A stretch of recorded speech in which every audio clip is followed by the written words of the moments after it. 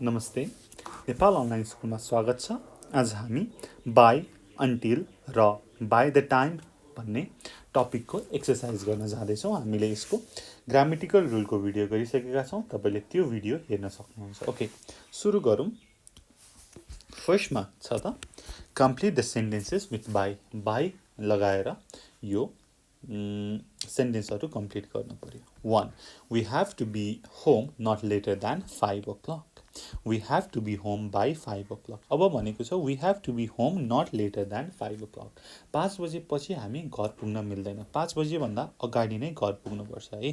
भनेको बाईले के मिनिङ दिन्छ त? Not later, not later then. त्योभन्दा पछि त काम हुनै भएन। कि त्यही बेला हुनु पर्यो कि त्योभन्दा अगाडि हुनु पर्यो। 5 बजेभन्दा पछाडि त घर पुग्नै मिलेन, अथवा 5 बजेभन्दा अगाडि पुग्नु पर्यो कि त ठ्याक्कै 5 बजे पुग्नु पर्यो भन्ने मिनिङ दिन्छ बाईले। 2. I have to be at the airport not later than 8:30. म एयरपोर्टमा हुनु पर्यो 8:30 भन्दा पछि पुग्नु भएन। 8:30 सम्म पुगे इट्स ओके है। अनि 8:30 भन्दा अगाडि जति बेला पुग्यो, 6 बजे पुग्यो, 7 बजे पुग्यो, जति बेला पुगे पनि ठिक छ। तर 8:30 भन्दा पछाडि 8:31 मा पुगे पनि भएन हो। भन्नुको मतलब I have to be at the airport by 8:30. 3. Let me know not later than Saturday whether you can come to the party. Let me know by Saturday. Let me know by Saturday whether you can come to the party. Saturday सम्म चाहिँ भन है। मलाई त अब पार्टीको लागि किनमेल गर्नु छ। अब तिमी आउँदैनौ भने त म तिम्रो लागि खानाहरू त बनाउँदिनँ नि त। सो स्याटरडे सम्म भन। स्याटरडे भन्दा अगाडि भने नि भयो, स्याटरडेमा भने पनि भयो, तर सन्डेमा भनेर भएन हो। Let me know by Saturday whether you can come to the party. 4. Please make sure that you are here not later than 2 o'clock. 2 बजेसम्म आइपुगे ठिक छ। 2 बजेर अब पछाडि आइपुगे चाहिँ मिलेन। Please make sure that you are here by 2 o'clock. 2 o'clock. 5. If we leave now, we should arrive not later than lunch. If we arrive now, we should arrive by lunchtime. By lunchtime. है, सजिलो छ। अब अर्को हेरौँ के भनेको छ त भन्दाखेरि put in by or until. By अथवा अन्टिल राख्नु पर्यो तलको कुरामा। ठिक छ। बाई भनेको नट लेटर देन हो भनेदेखि अन्टिल भनेको केमा प्रयोग गर्छ त? To say how long a situation continues. A situation continues भनेर हामीले यसको कम्पेरिजन पनि गरेका थियौँ। तपाईँले त्यो भिडियो हेर्न सक्नुहुन्छ। र बाई भनेको नट लेटर देन।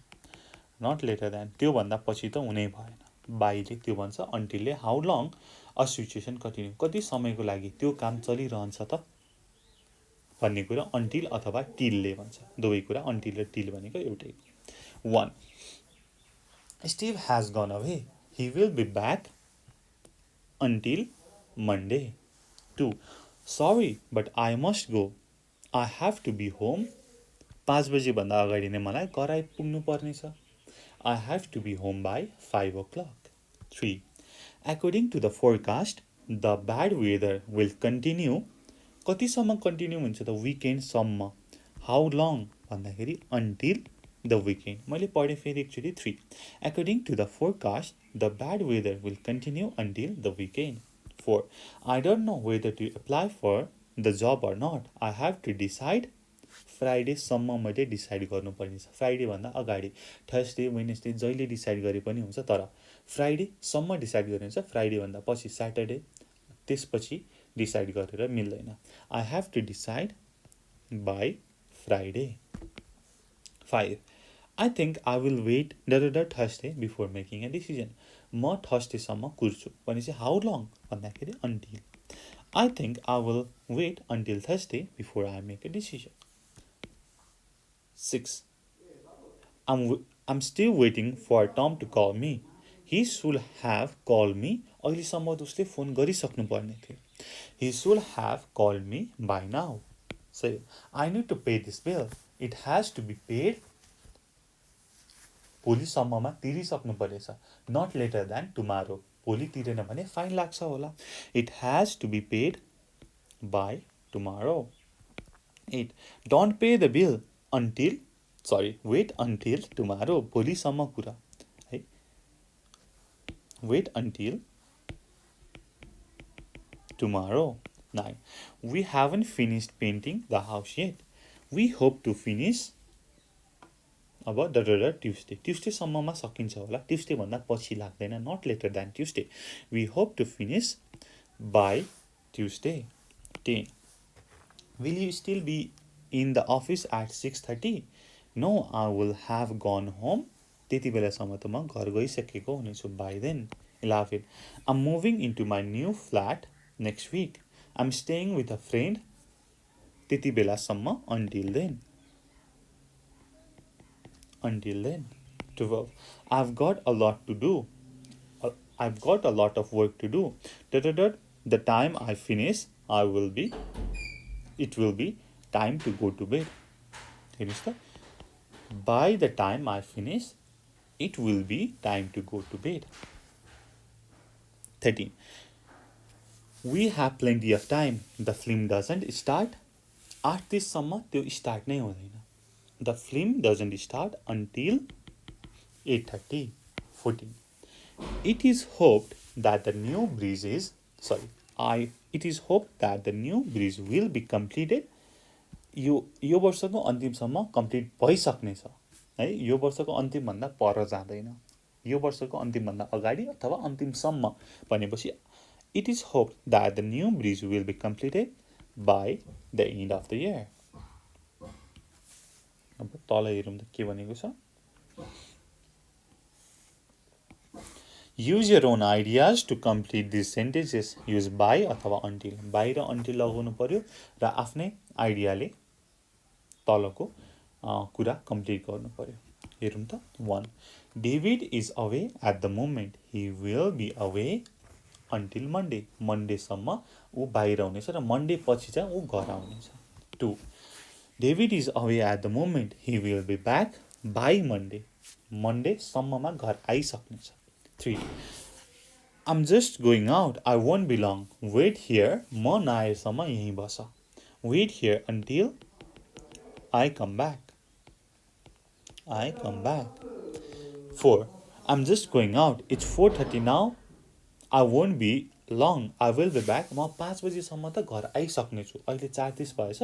म बाहिर गएर आउँदाखेरि 5 बजीसम्म त आइसक्नेछु. 5 बजेपछि 5 बजे भन्दा 1 मिनेट पनि लाग्ने छैन. I will be back by 5 o'clock. By 5 o'clock. 5. If you want to apply for the job, your application must be received. कतिसम्म त? By अब एउटा date something 3 April. 3 April. If you want to apply for the job, your application must be received by 3 April. 6. My passport is valid. कहिलेसम्म मेरो passport valid छ त भन्दाखेरि 2024 सम्म. Until 2024.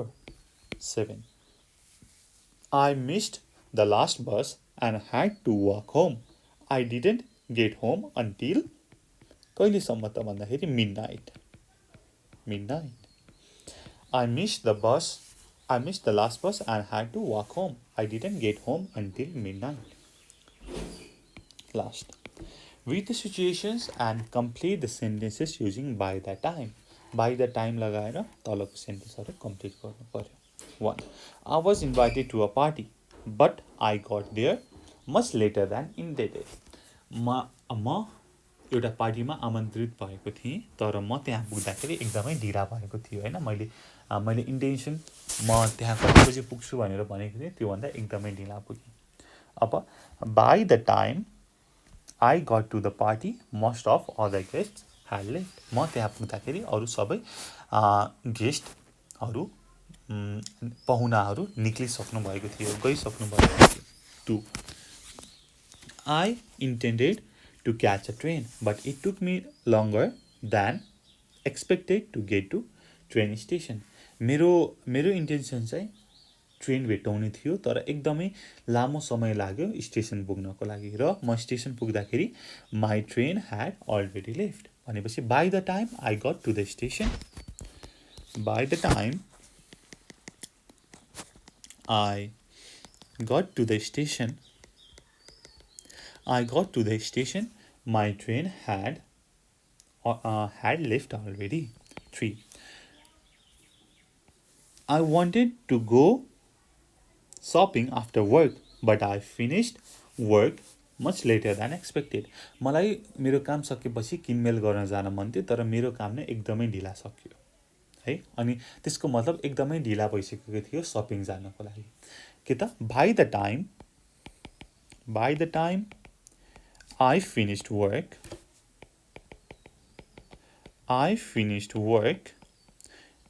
it was too late to go shopping. 4. I saw two men who looked as if they were trying to steal a car. मैले दुईटा मान्छेलाई देखेँ लाग्यो कि ती मान्छेले कार चोर्न खोजिरहेका छन्. I called the police. मैले पुलिसलाई फोन गरेँ but it was some time before they arrived. र पुलिस आउनको लागि अलिकति ढिला भयो र पुलिस आइसक्दाखेरि त्यो दुईटा मान्छे चाहिँ गइसकेका थिए. By the time the police arrived,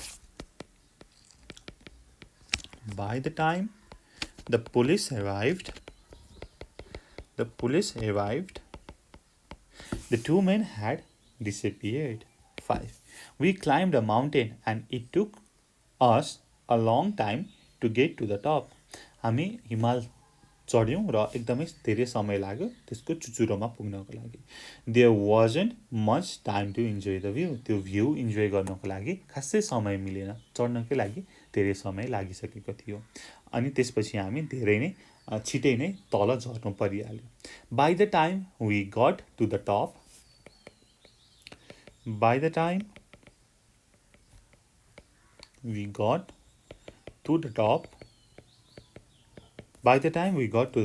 we had to calm down again.